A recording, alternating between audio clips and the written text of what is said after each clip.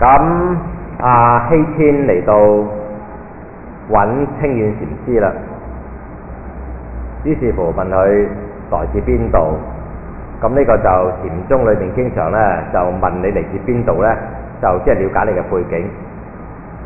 咁希遷咧就話由曹溪道嚟，咁佢就馬上知道咧呢個係嚟自六祖慧能嗰邊。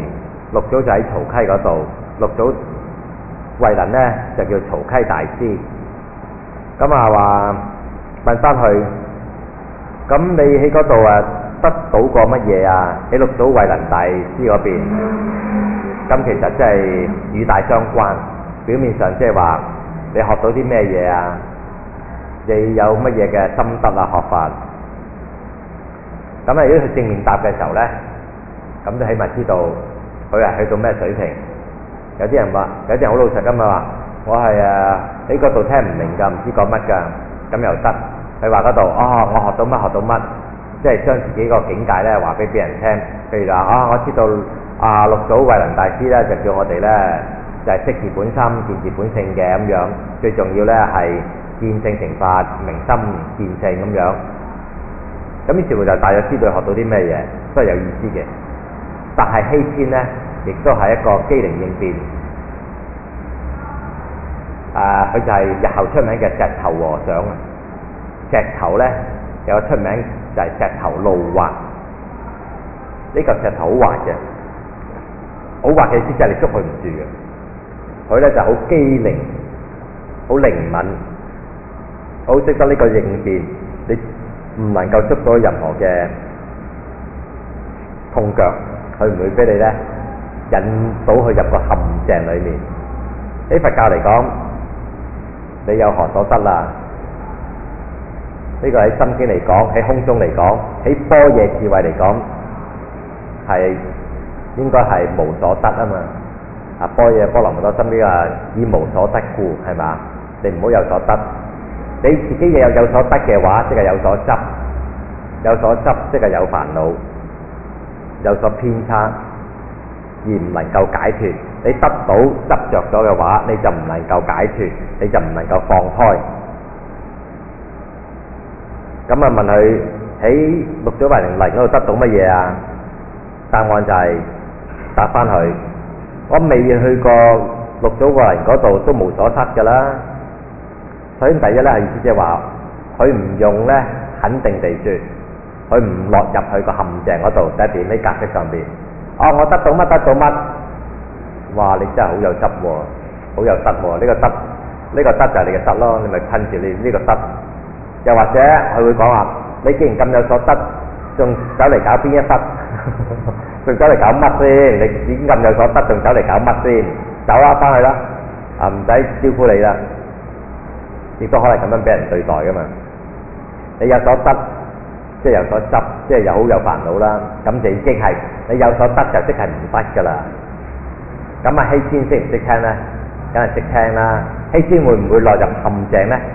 梗係唔會落入陷阱啦，唔會落入陷阱啦。於是乎馬上就話：我未去過六祖嗰度，我都唔會失去噶啦，都無所失噶啦。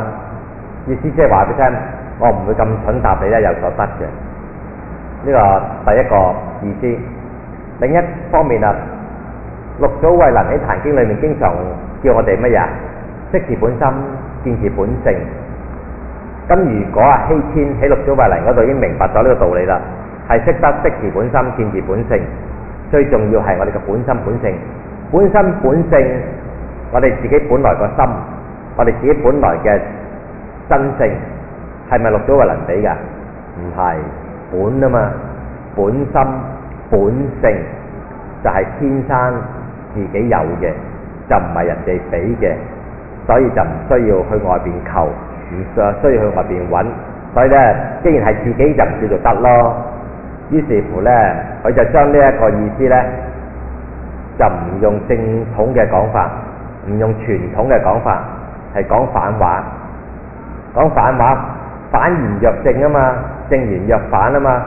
我未去過，我都冇所失噶啦。如果講穿咗，即係話有關呢個佛性、本心本性。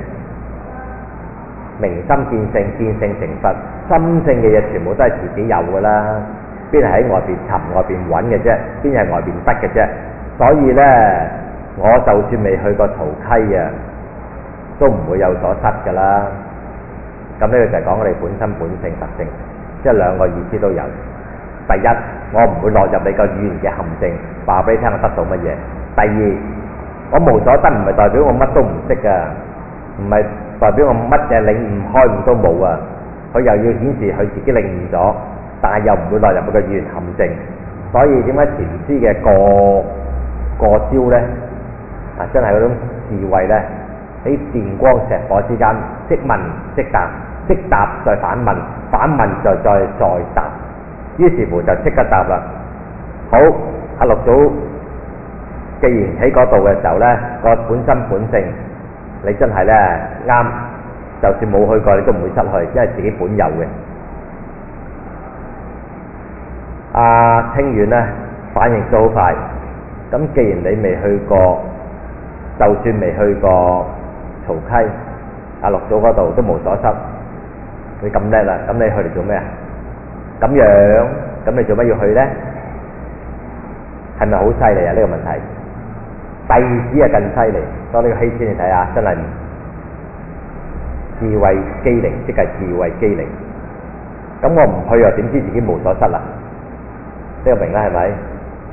大家都係高度嘅、好高嘅智慧嘅，我哋叫禪宗嘅機鋒啊嘅交鋒，即問即答，大家都係全部都好 top 嘅，好高招嘅。啱啊！我係知道自己本身本性自性，我唔去我都唔會失去啦，係咪？但係我要知道先得㗎。咁我未去過，我點知啊？而家我知道咗，即係我都係學到嘢，我無所得，因為自性本身本性唔係喺外邊得翻嚟。但係我之所以能夠呢知道咁樣，就因為我去過啊嘛。所以點解唔去啫？我係有去到啊。雖然呢未去過，曹溪都唔會有所失，係冇失去我哋嘅自性本身本性。然而我唔去過嘅話，我又點知呢？就因為我喺嗰度受學受教，開悟咗領悟咗。咁所以呢，呢啲咁嘅答呢，完全咧都係高智慧禪式嘅回答。喺呢度嘅時候呢，咁就係希仙呢就再反問啦。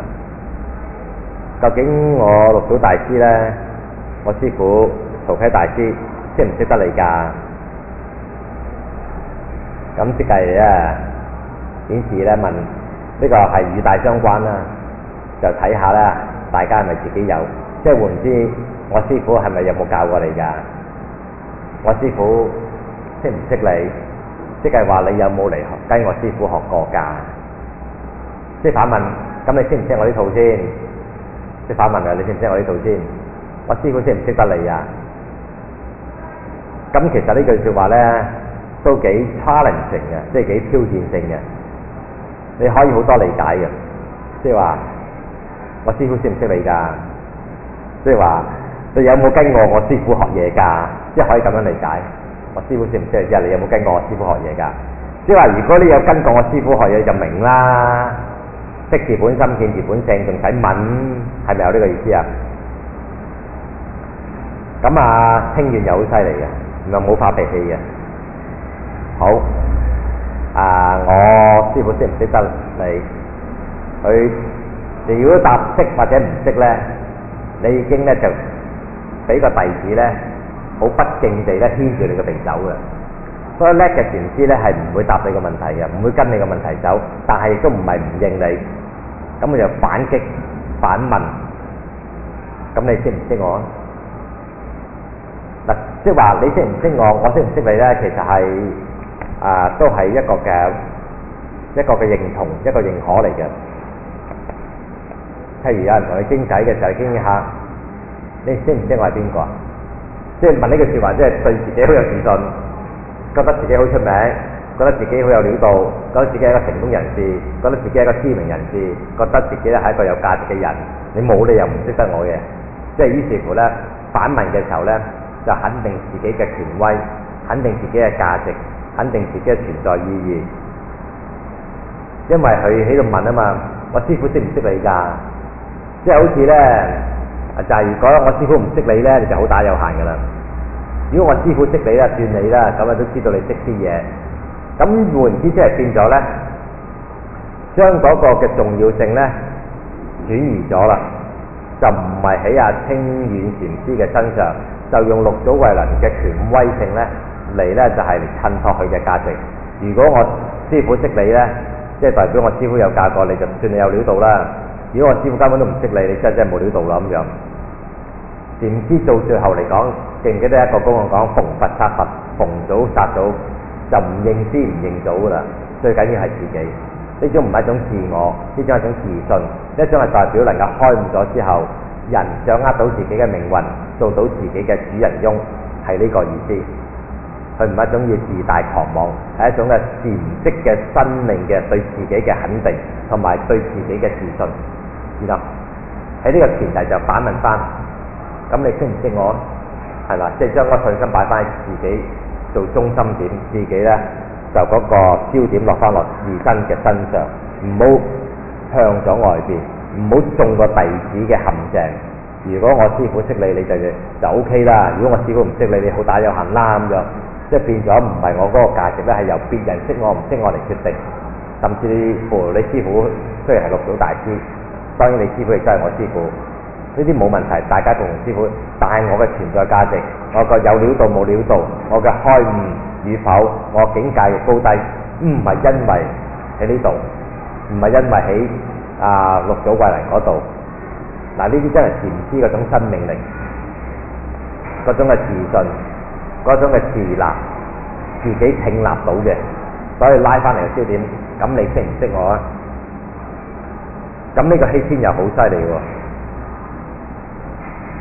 如果我識你，又點會識得你啊？識又怎能識得？所以呢句説話呢，就係問嘅時候呢，顯示問我識你呢，就唔會咁樣嚟問你啦，係咪？我師傅識唔識你？所以呢，就係如果我話識嘅話呢，就點可以咁樣問？即係我識唔識得你呢？咁喺呢度呢，就即係弟子一樣係。而家佢嗰個將個焦點就係，好似呢，我識得你呢，我先有料到；我唔識你呢，又到咗我冇料到。咁於是乎又將個識呢，又係化咗佢。同樣大家做緊嘅嘢呢，我而家我希天啊，唔代表我識你，認為你有料到呢，我先至係醒目。如果我唔識你呢，好似我好無知咁樣。於是乎就將識呢個問題，就係呢，識又點算真係識得呢？